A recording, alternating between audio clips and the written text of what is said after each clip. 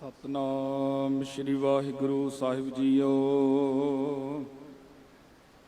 हे प्राणनाथ गोबिंदे कृपा निधान जगद गुरु। हे संसार ताप हरणै करुणा में सब दुख हरो। हे शरण जोग दयालै दीनानाथ मया करो। शरीर स्वस्थ क्षीण समय सिमरंत नानक राम दमोदर माधवै। मत सुमत तेरे वस स्वामी हम जंत तू पुरख जंतैनी। जन नानक के प्रभ करते स्वामी ज्यों भावै तिवै बुलैनी। जन नानक के प्रभ करते स्वामी ज्यों भावै तिवै बुलैनी। वाहिगुरु जी का खालसा वाहिगुरु जी की फतेह।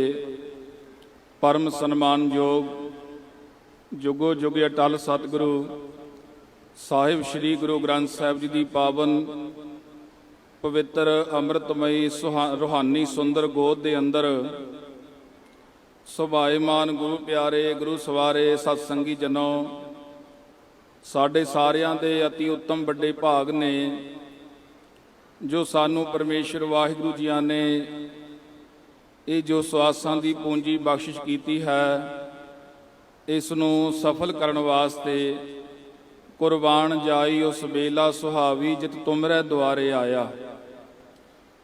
ये समा सोभनीक हो गया है कि जदों असीं अपने जीवन के अंदर महापुरुषों की पावन याद नूं समर्पित इस गुरमत समागम दे विच हाज़रियां भर रहे हैं। संगत जीओ एक दू एक चढ़ंदियां कौन जाने मेरा नाम जीओ। एक तो एक वध प्यारे सतगुरु जी दे विद्वान महापुरुष कीर्तन दे धनी गुरु सवारे इत्थे बैठे न। इन्हां दे अंदर मेरे वर्गे अणजाण दा बोलना कोई बोलना नहीं कहाउंदा। फिर भी संगत जीओ महापुरुषां नूं शरधा सत्कार दे फुੱਲ भेट करन वास्ते पहुंचे हाँ।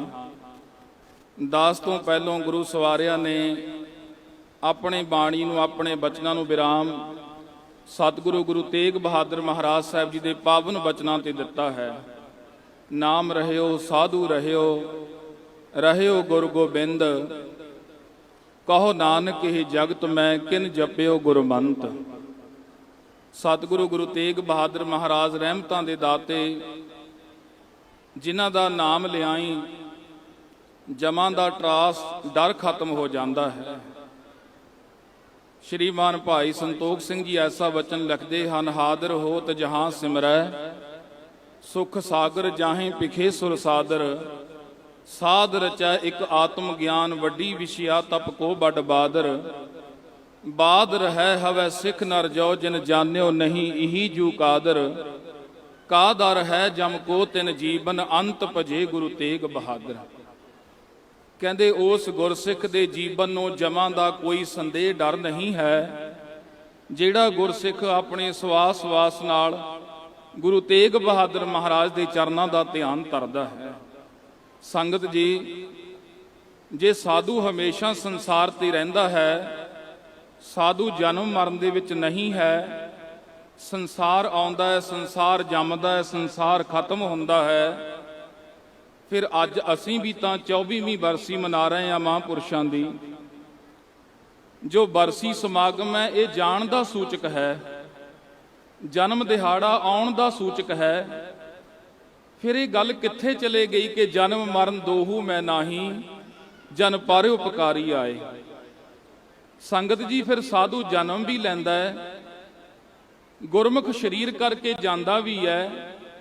असी कहने महाराज कहता है जन्म मरण दे विच है ही नहीं साधु। संगत जी जदों पावन बाणी पढ़ते हाँ फिर बहुत प्यारा वचन सामने आउंदा है कि जिन रच रचिया पुरख विधाते बिचे हौमे पाई। जन्म मरण उस ही को है रे ओहा आवे जाई। ਜਿਸ ਦਿਨ ਸਾਡੇ ਪੰਜਾਂ ਤੱਤਾਂ ਦਾ ਇਹ ਸਰੀਰ ਬਣਾ ਕੇ ਵਾਹਿਗੁਰੂ ਜੀ ਨੇ ਸਾਨੂੰ ਮਾਤ ਲੋਕ ਦੇ ਅੰਦਰ ਭੇਜਿਆ, ਉਸ ਦਿਨ ਸੰਗਤ ਜੀ ਸਾਡੇ ਪ੍ਰਲੱਭਤ ਕਰਮ ਵੀ ਵਾਹਿਗੁਰੂ ਜੀ ਨੇ ਜੋ ਕੁਛ ਪਾਇਆ ਸੋ ਏਕਾ ਵਾਰ, ਇੱਕੋ ਵਾਰ ਸਾਡੇ ਕਰਮ ਵੀ ਨਾਲ ਪਾ ਦਿੱਤੇ। ਹਉਮੈ ਦੇ ਸਹਿਤ ਪਹਿਲੇ ਜਨਮ ਦੇ ਵਿੱਚ ਜਨਮ ਲੈ ਕਰਕੇ ਮਰੇ ਸੀ, ਆਉਣ ਵਾਲੇ ਜਨਮ ਦੇ ਵਿੱਚ ਫਿਰ ਹਉਮੈ ਦੇ ਸਹਿਤ ਆ ਗਏ ਆ।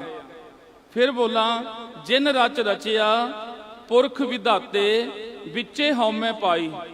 ਉਹਨੇ ਆਪ ਹੀ ਵਿੱਚ ਹਉਮੈ ਵੀ ਪਾ ਦਿੱਤੀ ਹੈ। ਹਉਮੈ ਦੇ ਸਹਿਤ ਆ ਗਏ, ਹਉ ਵਿੱਚ ਆਇਆ, ਹਉ ਵਿੱਚ ਗਿਆ, ਹਉ ਵਿੱਚ ਜੰਮਿਆ, ਹਉ ਵਿੱਚ ਮੁਆ। ਹਉ ਵਿੱਚ ਹੀ ਜਨਮ ਲੈ ਲਿਆ, ਹਉ ਹਉ ਕਰਦਾ ਸੰਸਾਰ ਦੇ ਵਿੱਚ ਰਿਹਾ ਤੇ ਹਉ ਹਉ ਮੈਂ ਕਰਦਾ ਹੀ ਸਮਾਪਤ ਹੋ ਗਿਆ। ਜਨਮ ਮਰਨ ਉਸ ਹੀ ਕੋ ਹੈ ਰੇ, 오ਹਾ ਆਵੇ ਜਾਈ। ਜਨਮ ਤੇ ਮਰਨ ਦਾ ਦੁੱਖ ਉਸ ਨੂੰ ਹੀ ਹੈ ਜਿਹੜਾ ਹਉਮੈ ਦੇ ਸਹਿਤ ਹੈ। ਤੇ ਜਿਹੜੇ ਗੁਰਮੁਖ ਨੇ ਭਾਈ, ਉਹ ਤਾਂ ਹਵਾਏ ਬੰਦਗੀ ਆ ਬੁਰਦ ਦਰ ਬਜੂਦ ਮਰਾ, ਬਗਰ ਨਾ ਚੂਕੈ ਜਨੀ ਆਮਦਨ ਨਾਬੂਦ ਮਰਾ। ਸ਼੍ਰੀਮਾਨ ਭਾਈ ਨੰਦ ਲਾਲ ਸਾਹਿਬ, ਉਹ ਤਾਂ ਇੱਕ ਬੰਦਗੀ ਕਰਨ ਦਾ ਸ਼ੌਂਕ, ਇੱਕ ਸਿਮਰਨ ਕਰਨ ਦੀ ਲਾਲਸਾ ਰੱਖ ਕਰਕੇ ਸੰਸਾਰ ਦੇ ਵਿੱਚ ਆਉਂਦੇ ਨੇ। ਇਸੇ ਤਰ੍ਹਾਂ ਸੰਤ ਬਾਬਾ ਕਰਮ ਸਿੰਘ ਸਾਹਿਬ ਜੀ ਇਸ ਸੰਸਾਰ ਦੇ ਅੰਦਰ ਬੰਦਗੀ, ਸਿਮਰਨ, ਸੇਵਾ ਕਰਨ ਵਾਸਤੇ, ਨਾਮ ਜਪਣ ਤੇ ਵਾਹਿਗੁਰੂ ਜੀ ਦਾ ਨਾਮ ਜਪਾਉਣ ਵਾਸਤੇ।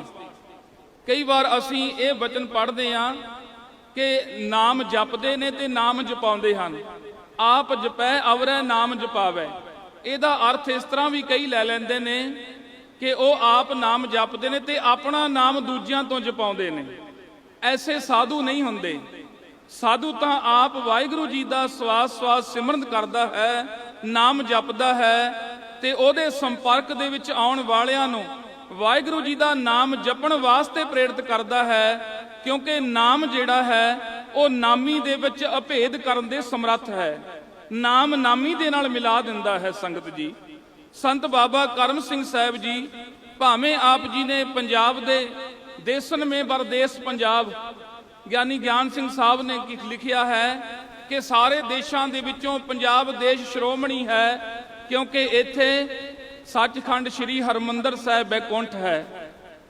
ਸ੍ਰੀ ਬੈਕੁੰਠ ਹਰਿਦਾਸ ਤੋਲਿਓ ਹਰੀ ਹਰਦਾਸ, ਗੌਰਾ ਔ ਧਰਣੀ ਰਹੇ ਹੌਰਾ ਚੜਿਓ ਆਕਾਸ। ਇਹ ਪੰਜਾਬ ਦੀ ਧਰਤੀ ਕਿਉਂ ਭਾਗਾਂ ਵਾਲੀ ਹੈ? ਕਿਉਂਕਿ ਇੱਥੇ ਸੱਚਖੰਡ ਸ੍ਰੀ ਹਰਮੰਦਰ ਸਾਹਿਬ ਹੈ, ਅੰਮ੍ਰਿਤਸਰ ਸਿਫਤੀ ਦਾ ਘਰ ਹੈ। ਇਸ ਪੰਜਾਬ ਦੀ ਧਰਤੀ ਤੇ ਭਾਵੇਂ ਉਹਨਾਂ ਨੇ ਗੁਰਦਾਸਪੁਰ ਜ਼ਿਲ੍ਹੇ ਦੇ ਅੰਦਰ ਨਗਰ ਕੌੜੇ ਵਿੱਚ ਜਨਮ ਲਿਆ, ਪਰ ਸੰਗਤ ਜੀਓ, ਉਹਨਾਂ ਦੇ ਸੰਸਕਾਰ ਕਿਵੇਂ ਸੰਤ ਬਾਬਾ ਬਰਿਆਮ ਸਿੰਘ ਸਾਹਿਬ ਜੀ ਦੇ ਨਾਲ ਜੁੜੇ ਹੋਏ ਨੇ, ਸੰਤ ਬਾਬਾ ਈਸ਼ਰ ਸਿੰਘ ਸਾਹਿਬ ਜੀ, ਸੰਤ ਬਾਬਾ ਕਿਸ਼ਨ ਸਿੰਘ ਸਾਹਿਬ ਜੀ ਦੇ ਨਾਲ ਜੁੜੇ ਹੋਏ ਨੇ। ਉਹਨਾਂ ਦੇ ਪੂਰਬਲੇ ਸੰਸਕਾਰਾਂ ਨੇ ਉਹਨਾਂ ਮਹਾਂਪੁਰਸ਼ਾਂ ਦੇ ਮਾਤਾ ਪਿਤਾ ਦੇ ਅੰਦਰ ਇਹ ਐਸਾ ਇੱਕ ਵਿਚਾਰ ਪੈਦਾ ਕਰ ਦਿੱਤਾ ਕਿ ਸਾਡਾ ਬੱਚਾ ਜਿਹੜਾ ਹੈ ਇਹ ਗੁਰਮਤਿ ਦੀ ਸਿੱਖਿਆ ਗ੍ਰਹਿਣ ਕਰੇ। ਉਹਨਾਂ ਦੇ ਮਾਤਾ ਪਿਤਾ ਨੂੰ ਵੀ ਮੈਂ ਨਮਸਕਾਰ ਕਰਦਾ ਹਾਂ ਕਿ ਜਿਨ੍ਹਾਂ ਦੇ ਮਾਤਾ ਪਿਤਾ ਨੇ ਆਪਣੇ ਐਸਾ ਫੁਰਨਾ ਪੈਦਾ ਕੀਤਾ ਅੰਦਰ ਕਿ ਮੇਰੀ ਸੰਤਾਨ, ਮੇਰਾ ਬੱਚਾ ਵਾਹਿਗੁਰੂ ਜੀ ਦਾ ਨਾਮ ਜਪੇ। ਸੰਗਤ ਜੀ, ਅੱਜ ਕੱਲ ਕੀ ਹੋ ਰਿਹਾ, ਬਹੁਤ ਆਤ ਮਾਪੇ ਜਿਹੜੇ ਨੇ ਉਹ ਬੱਚੇ ਨੂੰ ਹੋਰ ਤਾਂ ਵਿੱਦਿਆ ਪੜ੍ਹਾਉਣ ਦੇ ਵਿੱਚ ਬਹੁਤ ਯਤਨਸ਼ੀਲ ਰਹਿੰਦੇ ਹਨ, ਪਰ ਗੁਰਮਤਿ ਦੀ ਵਿੱਦਿਆ ਤੋਂ ਇਹਨਾਂ ਨੂੰ ਕੋਰੇ ਅਣਜਾਣ ਰੱਖਿਆ ਜਾ ਰਿਹਾ ਹੈ। ਅੱਜ ਪੰਜਾਬ ਦੀ ਧਰਤੀ ਤੇ ਭਾਵੇਂ ਬਹੁਤ ਜ਼ਿਆਦਾ ਪ੍ਰਚਾਰ ਹੈ, ਪ੍ਰਚਾਰ ਦੀ ਕੋਈ ਘਾਟ ਨਹੀਂ ਹੈ ਸੰਗਤ ਜੀ, ਪਰ ਸੁਣਨ ਵਾਲੇ ਤੇ ਮੇਰੇ ਵਰਗੇ ਸੁਣਾਉਣ ਵਾਲੇ ਪ੍ਰਚਾਰ ਨੂੰ ਆਪਣੇ ਹਿਰਦੇ ਦੇ ਅੰਦਰ ਨਹੀਂ ਵਸਾਉਂਦੇ। ਇਸ ਕਰਕੇ ਸੰਗਤ ਜੀਓ, ਅਸੀਂ ਗੁਰੂ ਦਰ ਤੇ ਆਏ ਹੋਏ ਵੀ ਖਾਲੀ ਰਹਿ ਜਾਂਦੇ ਹਾਂ। ਬਾਬਾ ਕਰਮ ਸਿੰਘ ਸਾਹਿਬ ਜੀ ਦੇ ਮਾਤਾ ਪਿਤਾ ਨੇ ਦੇਖੋ ਕਿਸ ਤਰ੍ਹਾਂ ਇਸ ਪਾਵਨ ਪਵਿੱਤਰ ਅਸਥਾਨ ਬੈਕੁੰਠ ਨਗਰ ਜਹਾਂ ਸੰਤ ਵਾਸਾ ਕਰਮਸਰ ਰਾੜਾ ਸਾਹਿਬ ਜੀ ਨੂੰ ਚੁਣਿਆ ਤੇ ਸੰਤ ਬਾਬਾ ਬਰਿਆਮ ਸਿੰਘ ਸਾਹਿਬ ਜੀ। ਸੰਗਤ ਜੀ, ਜੇ ਬਾਬਾ ਕਰਮ ਸਿੰਘ ਜੀ ਦਾ ਜੀਵਨ ਜਾਂ ਉਹਨਾਂ ਦੀ ਗੱਲ ਕਰਨ ਲੱਗੇ ਹਾਂ, ਵੈਸੇ ਤਾਂ ਬਾਬਾ ਕਰਮ ਸਿੰਘ ਸਾਹਿਬ ਜੀ ਦੇ ਜੀਵਨ ਬਾਰੇ ਉਹਨਾਂ ਦੇ ਨਿਕਟ ਵਰਤੀ, ਉਹਨਾਂ ਦੇ ਜਥੇ ਵਿੱਚ ਰਹਿਣ ਵਾਲੇ ਗੁਰਮੁਖ ਪਿਆਰੇ ਉਹਨਾਂ ਦੇ ਜੀਵਨ ਨੂੰ ਬਹੁਤ ਅੱਛਾ ਸੁਣਾ ਸਕਦੇ ਹਨ, ਉਹਨਾਂ ਦੀ ਵਾਰੀ ਕਿਰਿਆ ਨੂੰ ਦੱਸ ਸਕਦੇ ਹਨ। ਪਰ ਸੰਗਤ ਜੀ, ਜੋ ਮਹਾਂਪੁਰਸ਼ ਦਾ ਅੰਦਰਲਾ ਜੀਵਨ ਹੁੰਦਾ ਹੈ ਉਸ ਨੂੰ ਕੋਈ ਬਿਆਨ ਨਹੀਂ ਕਰ ਸਕਦਾ। ਅਸੀਂ ਬਾਹਰਲੀ ਉਹਨਾਂ ਦੀ ਕਿਰਿਆ ਦੱਸ ਸਕਦੇ ਹਾਂ ਕਿ ਇਸ ਤਰ੍ਹਾਂ ਉਹਨਾਂ ਨੇ ਨਾਮ ਜਪਿਆ, ਇਸ ਤਰ੍ਹਾਂ ਉਹ ਬਾਣੀ ਪੜ੍ਹਦੇ ਸਨ, ਇਸ ਤਰ੍ਹਾਂ ਉਹ ਸਿਮਰਨ ਕੀਰਤਨ ਕਰਦੇ ਸਨ, ਪਰ ਜੋ ਉਹਨਾਂ ਦੇ ਅੰਦਰਲਾ ਆਨੰਦ ਹੈ ਉਹ ਆਪਣੇ ਆਪ ਹੀ ਜਾਣਦੇ ਹਨ। ਉਸ ਆਨੰਦ ਨੂੰ ਕੋਈ ਵਰਣਨ ਨਹੀਂ ਕਰ ਸਕਦਾ। ਸੰਗਤ ਜੀ, ਜੇ ਉਹਨਾਂ ਦਾ ਨਾਮ ਲੈਂਦੇ ਹਾਂ ਤੇ ਉਹਨਾਂ ਦੇ ਵਿਦਿਆ ਗੁਰੂ ਦਾ ਨਾਮ ਲੈਣਾ ਅਤਿਅੰਤ ਜ਼ਰੂਰੀ ਹੈ। ਸੰਤ ਬਾਬਾ ਬਰਿਆਮ ਸਿੰਘ ਸਾਹਿਬ ਜੀ ਉਹ ਮਹਾਨ ਪਵਿੱਤਰ ਆਤਮਾ ਹੋਏ ਨੇ, ਧੂਰਕੋਟ ਵਾਲੇ ਮਹਾਪੁਰਸ਼, ਜਿਨ੍ਹਾਂ ਨੇ ਅਨੇਕਾਂ ਵਿਦਿਆਰਥੀਆਂ ਨੂੰ ਬ੍ਰਹਮ ਵਿਦਿਆ ਪੜ੍ਹਾਉਣੀ ਕੀਤੀ। ਸੰਗਤ ਜੀਓ, ਵਿਦਿਆ ਜੋ ਹੈ ਇਹ ਮਨੁੱਖ ਦਾ ਤੀਸਰਾ ਨੇਤਰ ਹੈ, ਔਰ ਵਿਦਿਆ ਜੋ ਹੈ ਇਹ ਬਿਦ ਧਾਤੂ ਤੋਂ ਬਣੀ ਹੈ। ਮਨੁੱਖ ਦਾ ਅੱਗੇ ਤੋਂ ਅੱਗੇ ਜਾਣਨਾ ਸ਼ਾਸਤਰਾਂ ਦੀ ਔਰ ਸੰਸਾਰ ਦੇ ਗ੍ਰੰਥਾਂ ਦੀ ਵਿਦਿਆ ਇਹ ਸੋਨੇ ਦਾ ਢੇਰ ਹੈ, ਪਰ ਅਨੁਭਵਤਾ ਪਾਰਸ ਬਣੈ ਜਾਂ ਮੈਂ ਲਾਖ ਸਮੇਰ। ਜਿਨ੍ਹਾਂ ਦੇ ਸੋਨੇ ਦੇ ਸਮੇਰ, ਜਿਹਨੂੰ ਗੁਰੂ ਅਰਜਨ ਦੇਵ ਮਹਾਰਾਜ ਸਾਰ ਦੇ ਲੋਕ ਕਹਿੰਦੇ ਨਹੀਂ, ਸੋਨੇ ਦਾ ਕੋਈ ਸਮੇਰ ਪਰਬਤ ਨਹੀਂ ਹੋਵੇਗਾ। ਮੈਂ ਵੀ ਕਹਿ ਸਕਦਾ ਹਾਂ ਕਿ ਸੋਨੇ ਦਾ ਕੋਈ ਪਹਾੜ ਨਹੀਂ ਹੈ, ਪਰ ਮੇਰੀ ਨਿਗਾਹ ਦੇ ਵਿੱਚ ਨਹੀਂ ਹੈ, ਮੇਰੀ ਬੁੱਧੀ ਵਿੱਚ ਨਹੀਂ ਹੈ। ਮੇਰੀ ਬੁੱਧੀ ਤੇ ਮੇਰੀ ਨਿਗਾਹ ਥੋੜੀ ਜਗ੍ਹਾ ਜਾਂਦੀ ਹੈ। ਉਹ ਕੋਟ ਖੰਡਾਂ ਬ੍ਰਹਿਮੰਡਾਂ ਦਾ ਮਾਲਕ ਇਹ ਗੱਲ ਜਿਹੜੀ ਕਹਿ ਰਿਹਾ ਉਹ ਬਿਲਕੁਲ ਸੱਤ ਹੈ। ਆਖੋ ਸਤਨਾਮ ਸ਼੍ਰੀ ਵਾਹਿਗੁਰੂ। ਵਿਚਾਰ ਨੂੰ ਨੇੜੇ ਲੈ ਕੇ ਜਾਵਾਂ ਸੰਗਤ ਜੀ। ਵਿਦਿਆ ਵੇਦ ਸ਼ਾਸਤਰ ਕੀ ਹੈ ਕੰਚਨ ਕੋ ਢੇਰ, ਅਨੁਭਵਤਾ ਪਾਰਸ ਬਣੈ ਜਾਂ ਮੈਂ ਲਾਖ ਸਮੇਰ। ਅਨੁਭਵਤਾ ਦੀ ਵਿਦਿਆ ਸੰਤ ਬਾਬਾ ਬਰਿਆਮ ਸਿੰਘ ਸਾਹਿਬ ਜੀਆਂ ਦੇ ਕੋਲ, ਉਹਨਾਂ ਮਹਾਂਪੁਰਸ਼ਾਂ ਨੇ ਉਸ ਸਥਾਨ ਦਾ ਨਾਮ ਹੀ ਕਥਾ ਪ੍ਰਕਾਸ਼ ਰੱਖਿਆ। ਕਥਾ ਪ੍ਰਕਾਸ਼, ਕਥਾ ਕਿਸੇ ਵਾਕ ਦੇ ਅਰਥ ਨੂੰ ਸਮਝਾਉਣਾ ਖੋਲ ਕੇ, ਇਹ ਵੀ ਅਰਥ ਕਥਾ ਦਾ ਹੈ। ਕੱਕੇ ਅਰਥ ਤੋਂ ਹੈ ਸ਼ਬਦ, ਧੁਨ ਤੇ ਪ੍ਰਕਾਸ਼। ਇਹ ਵੀ ਕੱਕੇ ਅਰਥ ਦਾ ਅਰਥ ਹੈ, ਔਰ ਥੱਥੇ ਨੂੰ ਕੰਨਾ ਹੈ ਥਾਂ। ਉਹ ਥਾਂ, ਉਹ ਜਗ੍ਹਾ ਜਿੱਥੇ ਸ਼ਬਦ ਦਾ ਪ੍ਰਕਾਸ਼ ਹੈ, ਜਿੱਥੇ ਸ਼ਬਦ ਦੀ ਧੁਨ ਹੁੰਦੀ ਹੈ, ਉਸ ਧੁਨ ਦੁਆਰਾ ਗਿਆਨ ਦਾ ਪ੍ਰਕਾਸ਼ ਹੁੰਦਾ ਹੈ, ਉਸ ਸਥਾਨ ਨੂੰ ਕਹਿੰਦੇ ਨੇ ਕਥਾ। ਸੰਗਤ ਜੀਓ, ਸੰਤ ਬਾਬਾ ਬਰਿਆਮ ਸਿੰਘ ਸਾਹਿਬ ਜੀਆਂ ਨੇ ਆਪਣੇ ਵਿਦਿਆਰਥੀਆਂ ਨੂੰ ਐਸੀ ਅੰਮ੍ਰਿਤਮਈ ਕਥਾ ਸੁਣਾਈ ਸ੍ਰੀ ਗੁਰੂ ਗ੍ਰੰਥ ਸਾਹਿਬ ਸੱਚੇ ਪਾਤਸ਼ਾਹ ਦੀ। ਔਰ ਸ੍ਰੀ ਗੁਰੂ ਗ੍ਰੰਥ ਸਾਹਿਬ ਸੱਚੇ ਪਾਤਸ਼ਾਹ ਮਹਾਰਾਜ ਸਾਹਿਬ ਜੀ ਸੀਖ ਲਗੇ ਸਭ ਕੋ ਤਬ ਦੇਵਨ, ਸ਼੍ਰੇਹ ਭਰੇ ਬਚ ਜਾਓ ਫਰਮਾਇਓ, ਗ੍ਰੰਥ ਜਹਾਜ ਸੋ ਭੌਜਲ ਕੋ, ਤਰ ਜਾਤ ਸੁਖੈਨ ਜਿਨੀ ਚਿਤ ਲਾਇਓ। ਸ਼੍ਰੀ ਗੁਰ ਕੇਰ ਸਰੀਰ ਜੋ ਸਭ ਥਾਨ ਸਮੈ ਸਭ ਨੈ ਦਰਸੈ ਹੈ, ਗ੍ਰੰਥ ਰਿਦਾ ਗੁਰ ਕਾ ਇਹੋ ਜਾਨੋ, ਉਤਮ ਹੈ ਸਭ ਕਾਲ ਰਹਿ ਹੈ। मेरो स्वरूप ते जाते है दीर्घ साहिब जान अदायव कह, पूजो केसर चंदन को कस धूप तुखाए फूल चढ़े हैं। गुरु अर्जन देव पातशाह साहब जी श्री गुरु ग्रंथ साहब जी ਨੂੰ ਵਿਸ਼ਾਲ ਦੀਰਘ ਵੱਡਾ ਗਿਆਨ ਦਾ ਸਾਗਰ ਦੱਸ ਰਹੇ ਹਨ। ਤੇ ਸੰਗਤ ਜੀਓ, ਬਾਬਾ ਬਰਿਆਮ ਸਿੰਘ ਸਾਹਿਬ ਜੀਆਂ ਨੇ ਆਪਣੇ ਵਿਦਿਆਰਥੀਆਂ ਨੂੰ ਦੱਸਿਆ ਕਿ ਰਤਨਾ ਰਤਨ ਪਦਾਰਥ ਬਹੁ ਸਾਗਰ ਭਰਿਆ ਰਾਮ, ਬਾਣੀ ਗੁਰਬਾਣੀ ਲਾਗੈ ਤਿੰਨ ਹੱਥ ਚੜਿਆ ਰਾਮ। ਆਪਣੇ ਵਿਦਿਆਰਥੀਆਂ ਨੂੰ ਦੱਸਿਆ ਕਿ ਜੈਸੇ ਤੋ ਸਕਲ ਨਿਧ ਪੂਰਨ ਸਮੁੰਦਰ ਵਿਖੈ, ਹੰਸ ਮਰ ਜੀਵਾ ਨਿਹਚੇ ਪ੍ਰਸਾਦ ਪਾਵਈ। ਜੈਸੇ ਪਰਬਤ ਮਾਨਕ ਹੀਰਾ ਸਿੱਧ, ਖਨ ਵਾਰਾ ਖਨ ਜਗ ਵਿਖੇ ਪ੍ਰਗਟਾਵਈ। ਜੈਸੇ ਬਨ ਵਿਖੇ ਮਲਿਆਗਰ ਸੋਧਾ ਕਪੂਰ, ਸੋਧ ਕੈ ਸੁਭਾਸੀ ਸੁਬਾਸ ਬੈਸਾਵਈ। ਤੈਸੇ ਗੁਰਬਾਣੀ ਵਿਖੇ ਸਕਲ ਪਦਾਰਥ ਹੈ, ਜੋਈ ਜੋਈ ਖੋਜੈ ਸੋਈ ਸੋਈ ਨਿਪਜਾਵਈ। ਬਾਬਾ ਜੀ ਨੇ ਦੱਸਿਆ ਭਾਈ, ਗੁਰਬਾਣੀ ਦੇ ਅੰਦਰ ਲਪਾ ਲਪ ਪਦਾਰਥ ਭਰੇ ਪਏ ਨੇ। ਜਿੰਨਾ ਜਿੰਨਾ ਤੁਸੀਂ ਡੂੰਗੀ ਖੋਜ ਕਰ ਲਓਗੇ, ਜਿੰਨਾ ਡੂੰਘਾਈ ਵਿੱਚ ਜਾਓਗੇ, ਉਨਾ ਹੀ ਤੁਹਾਨੂੰ ਦਾਤਾਂ ਦੇ ਨਾਲ ਮਹਾਰਾਜ ਲਪਾ ਲਪ ਭਰੀ ਜਾਵੇਗਾ। ਸੰਤ ਬਾਬਾ ਕਰਮ ਸਿੰਘ ਸਾਹਿਬ ਜੀਆਂ ਨੇ ਇਸ ਗੱਲ ਨੂੰ ਆਪਣੇ ਪੱਲੇ ਨਾਲ ਬੰਨ ਲਿਆ। ਮਾਤਾ ਪਿਤਾ ਦਾ ਵੱਡਾ ਸਹਿਯੋਗ ਹੈ। ਮਾਤ ਪਿਤਾ ਸੋ ਸਤਰੂ ਹੈ, ਬਾਲ ਪੜਾਵਤ ਨਾਹੇ, ਸੋਭ ਨਾ ਪਾਵਤ ਸਭਾ ਮੈਂ, ਜਿਉ ਬਗ ਹੰਸਨ ਮਾਹੇ। ਵਿਦਿਆ ਪੜਾਉਣੀ ਕੋਈ ਮਾੜੀ ਨਹੀਂ, ਤੁਸੀਂ ਸੰਸਾਰੀ ਵਿਦਿਆ ਰੱਜ ਰੱਜ ਕੇ ਪੜਾਓ। ਸਤਿਗੁਰੂ ਸਾਹਿਬ ਗੁਰੂ ਕਲਗੀਧਰ ਮਹਾਰਾਜ ਨੇ ਆਪਣੇ 52 ਵਚਨਾਂ ਦੇ ਅੰਦਰ ਕਿਹਾ ਹੈ ਕਿ ਗੁਰਮੁਖ ਪਿਆਰਿਓ ਸਿੰਘੋ, ਤੁਸੀਂ ਸ੍ਰੀ ਗੁਰੂ ਗ੍ਰੰਥ ਸਾਹਿਬ ਸੱਚੇ ਪਾਤਸ਼ਾਹ ਬ੍ਰਹਮ ਦੀ ਬਾਣੀ ਨੂੰ ਪੜ੍ਹਨਾ ਹੈ, ਗੁਰਮਤ ਨੂੰ ਪੜ੍ਹਨਾ ਹੈ, ਔਰ ਅਣਮਤਾਂ ਦੀ ਗ੍ਰੰਥਾਂ ਦੀ ਵਿਦਿਆ ਨੂੰ ਵੀ ਗ੍ਰਹਿਣ ਕਰਨਾ ਹੈ, ਪਰ ਟੇਕ ਸ੍ਰੀ ਗੁਰੂ ਗ੍ਰੰਥ ਸਾਹਿਬ ਜੀ ਤੇ ਰੱਖਣੀ ਹੈ।